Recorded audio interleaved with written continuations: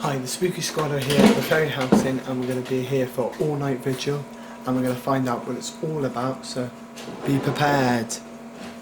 Okay, I'm with the landlord. I'm just going to ask him a few questions. What actual experiences have you had here since you moved to the pub? Well, there's always been the rumours of obviously ghosts or whatever you want to call it in the pub, but slight movements. The people that had it before me, moving of stuff in the mornings. The tills have been tipped upside down, have been left in a secure place, stuff like that. Me, trick the eye and think, what the hell's that? When it's late, when I'm cashing up and things. But apart from that, I don't feel as if there's somebody watching me all the time. But it's an old building. And how long have you been here for? I've been here since December. Are there any stories that you can tell that other people have told you about the building? In the void, what we've got next door, is where a fire happened in, I think it was about 1800s, where a mother and young daughter were burnt.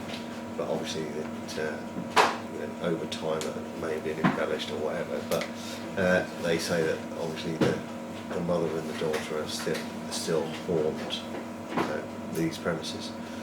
But Right, so the actual story itself is quite an old one of the pub being haunted.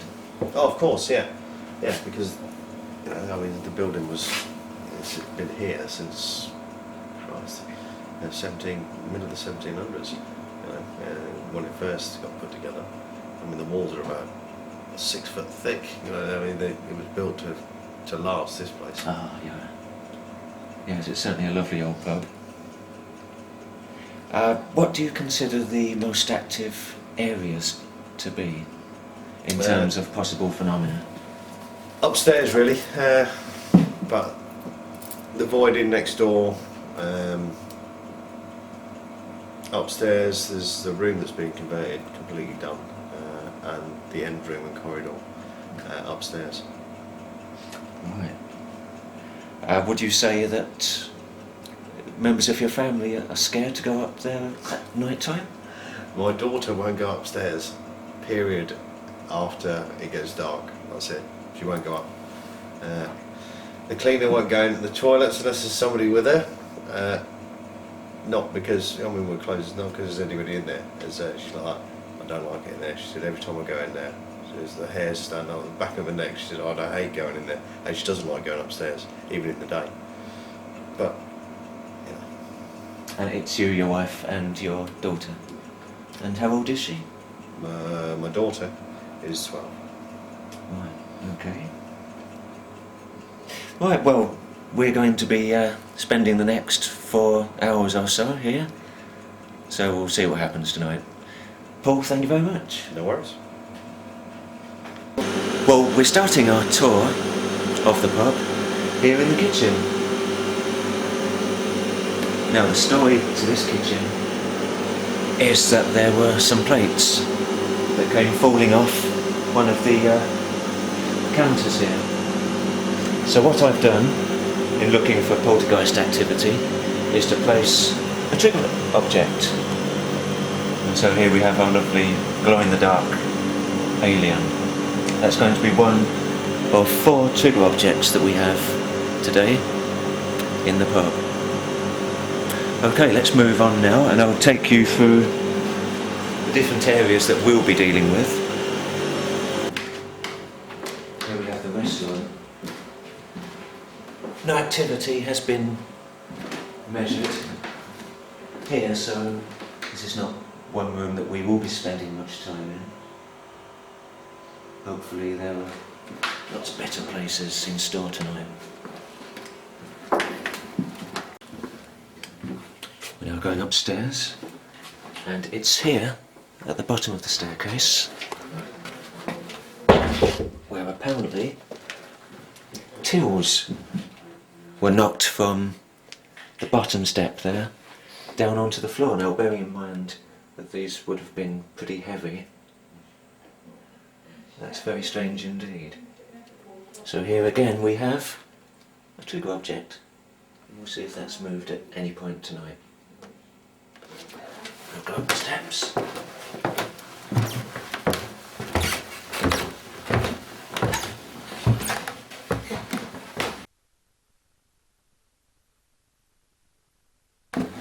This corridor section here. Apparently there's lots of banging noises and also a very strange feeling that some people have recorded about being watched. Here's the office in which the manager does a lot of his day-to-day work, and again he'll often be startled by noises coming outside, and in particular coming from up here.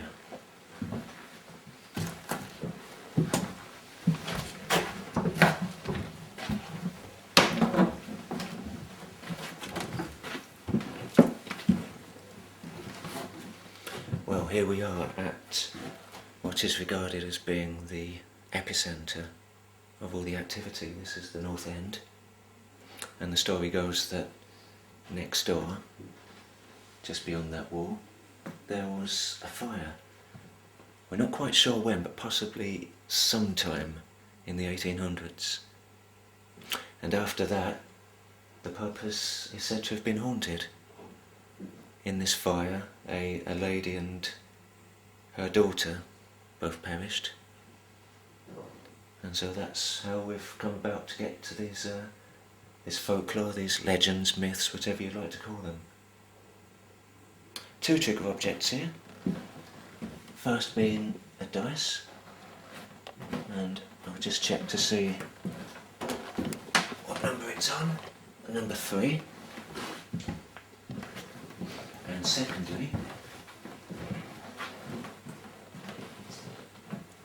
a small plastic ball here, and I've used a pen to do an outline, and the idea is, as I've already said, if there are poltergeist activities going on, then maybe things might be moved during the night. Okay, we're now going to head back the way we came, past the staircase, to the south end.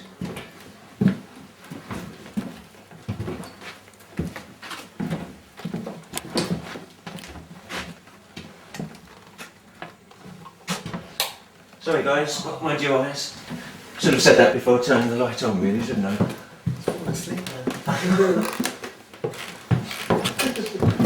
Okay, we're at the south end, and as you can see, 3 intrepid investigators have already started the vigil. It'll be very interesting. Perhaps the boiler may come on at some point. Maybe not. Putting the life out for some people. It'll be quite hilarious if it does. Here is the first room, and well, we've got one light working. Now what's going to happen is this pub will become a B&B, hopefully by the end of the year, and this is the first of 7 rooms.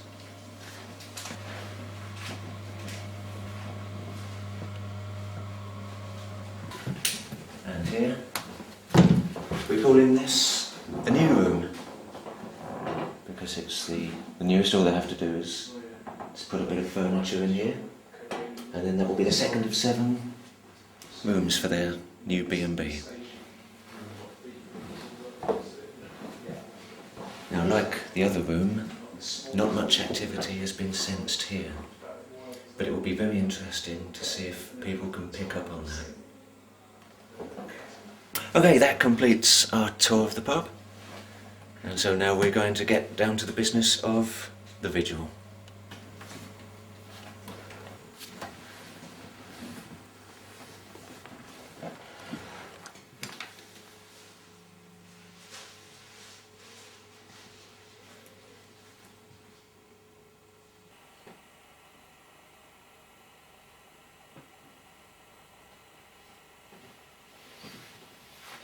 ready for lights out? Yeah.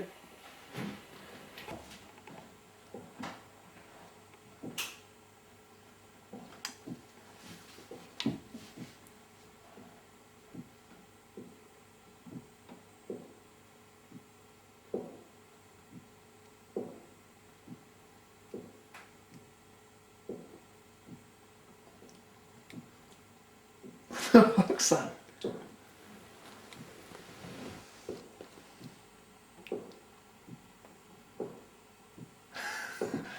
Lee, Yeah. is that you? It's not, no. Was that you? No. It might be coming from downstairs. Sounds like it's coming from there. Right there. Yeah.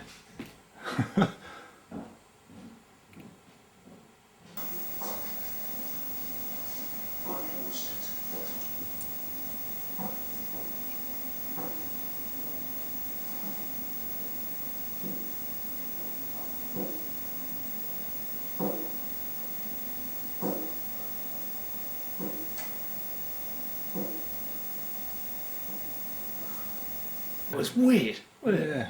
It was like there, and it was like it's like a rocking chair sort of thing, like Yeah, like, yeah. and a rhythm to it. So it started off up there somewhere. It was right there behind my head, wasn't Yeah, it? they It was came like someone's there. knocking on the wall. Well, at least you got that. That's on camera, though, isn't it? You Yeah, can hear yeah. the sound of it. Because I mean, who else is in it? Just the landlady, in it. The landlady, the landlord, and that guy. Did you hear any of that, Lee? The bands, yeah. The natural. I think it's coming from the bar downstairs. That's strange. There's one right behind me, Yeah. like a sort of like that. Oh, yeah? Mm. Oh, yeah. And then the other ones, it was like a that sounded like distant, and there was one behind my head. Oh, that's interesting. So you would describe the bang as being from behind you? Yeah, On that definitely. close to wall. It sounded like it came from above from first, and then moved around to there. Oh, right. Well, I thought that was you. That's what it was. Yeah. Oh, yeah, I was just around the corner there. I was listening to the other bangs. But it sounded like someone coming up the stairs or something, but not quite. It was that sort of like. Yeah. Oh well, if it was paranormal, then there's a chance it'll happen again. Yeah, it's just got the compass out there. Just to check that it's not being interfered with magnetically in any way. Though interestingly, it is. It is. Yeah. In what way?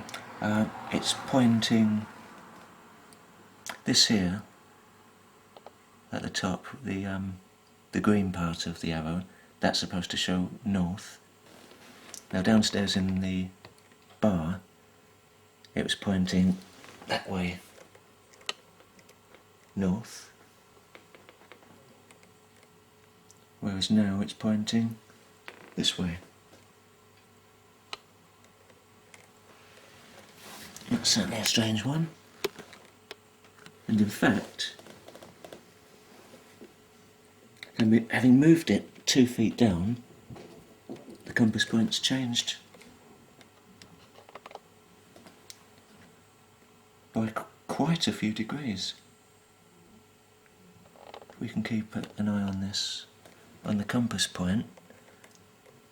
The nearer it goes to the floorboard, the more it turns.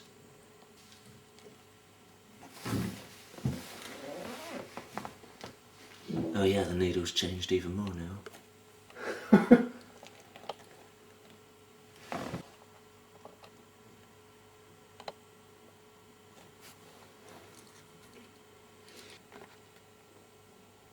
Is that them two? Talking? Yeah. Yeah. I may even be from downstairs. That's what I'm thinking. That's a female voice, isn't it? The laughing. And there's a lady down there, so I think. It's damaged, isn't it? Yeah, it is. Yeah. It's funny, I would imagine as we start to lose consciousness, sort of 2 or 3 o'clock, some of these shadows that these things are casting, that's when I think the mind will start to play tricks. So we're still relatively awake at the moment.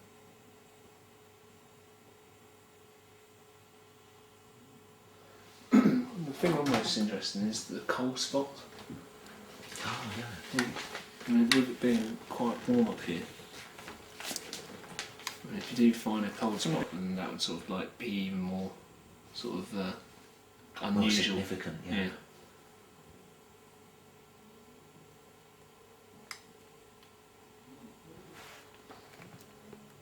Mike, you're with me and Martin in the first room now.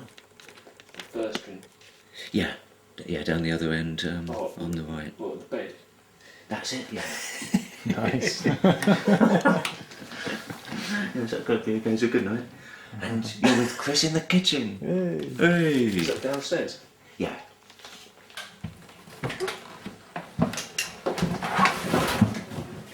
Right, the recording will start really. Ah, okie dokie. You fell asleep. You ever fell asleep, did you? No. Yeah, what we do, mate, we go in different rooms, see, because we were both sat out there, yeah? We Yeah. couldn't feel anything. So he came in here and I went in the bedroom and we were seeing it. And I recorded, and just laid down and recorded to see what I could hear.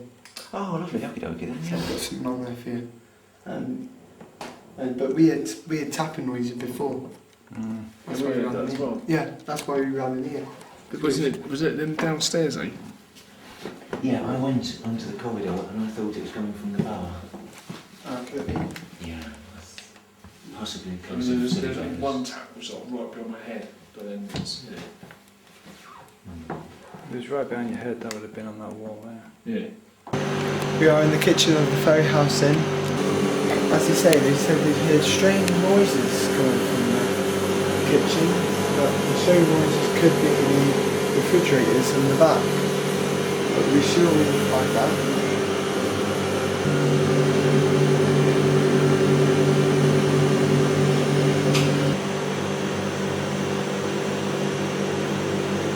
To be honest with you, I think the kitchen's the most safest place to be in the place.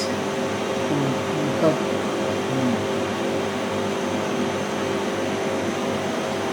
Feel no presence, no nothing. It feels dead.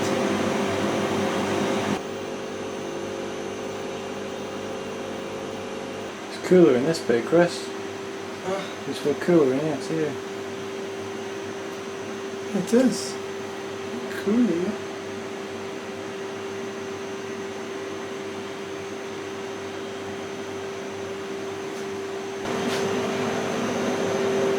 I'm just recording some bits of Lee told me to record where the ghosts thingies have been sighted and that, where the noise has been. If I record a bit on here, it might give me some reading on some of the things and that.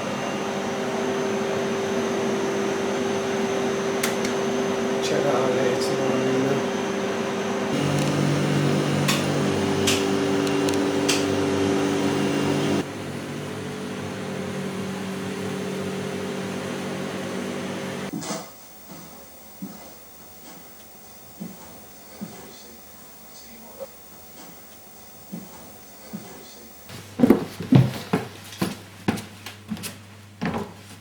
You going in there, yeah? Yeah.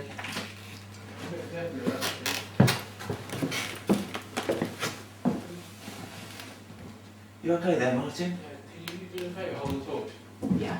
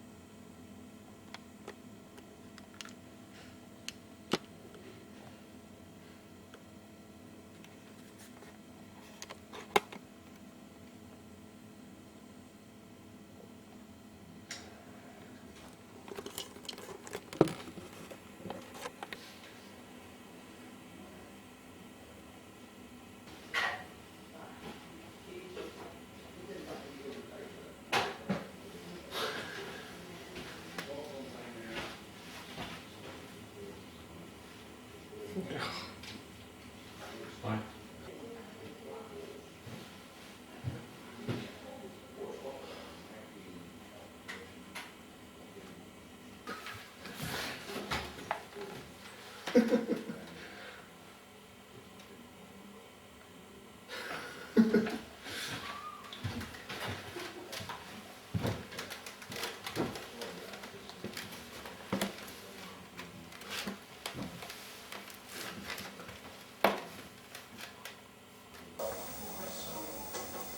Just not disturbed about blanket.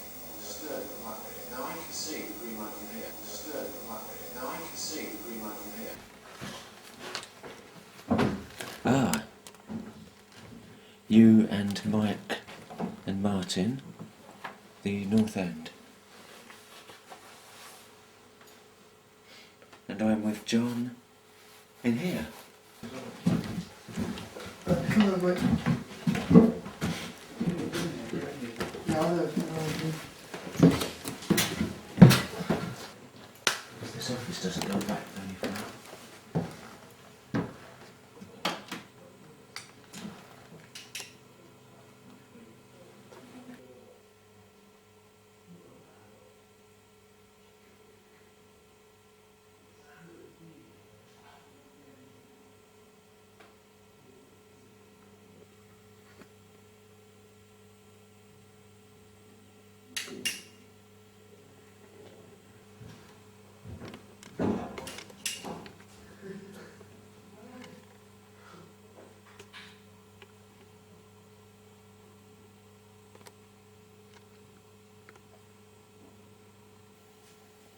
Do you want to do one more thing before Mike shoots off?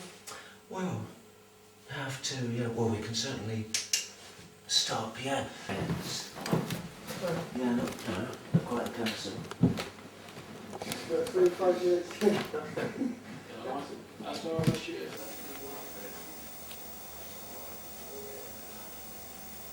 Get disturbed. Get disturbed. Yeah, that's fine. Wake us up at 3.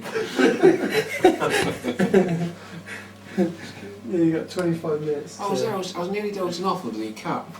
And these two guys came in. I'm like, what the? It's supposed to be hunted the ghost Martin, not kicking. Hey, It's Chris. you got a toy down here, mate. With a glass. Oh yeah, the alien, yeah, it's still there? Yeah, you still there? Yeah, I've had a brilliant time. Is there any ghosts? No, but me and Martin heard a lot of tapping on the other side of one of the rooms. Right. And, well, I won't stay in there again. You scared? Well, I bet it was, yeah. And so was Martin. Yeah, so far the evening is probably best described as uneventful, with the exception of some very strange bangings, which was about half an hour into the vigil. And some bangings were heard behind Mike's head, which quite possibly came from the office, and there was nobody in the office at the time. But apart from that, yes, it's been very quiet. It will be interesting to have a look at our footage both on camera and also on my dictaphone. So we'll certainly see. That's it for now, the Spooky Squad, but stay tuned for more episodes. Goodbye.